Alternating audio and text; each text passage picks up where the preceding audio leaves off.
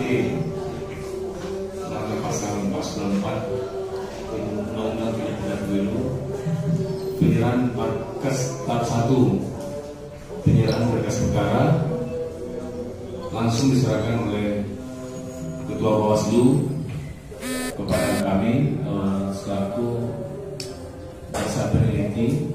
Nantinya kalau